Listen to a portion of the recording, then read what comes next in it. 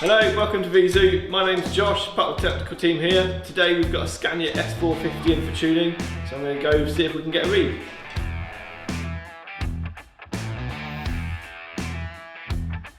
Right, okay, we've got our Scania file. Now it's just a matter of loading it onto our system here, making our modifications, and getting it put back onto the vehicle. We've managed to make our mod, just loading it on now, so we've plugged our Scania cable back into the vehicle and load the performance tune onto the vehicle, expecting gains about 45 brake and up to 350 Newton meters.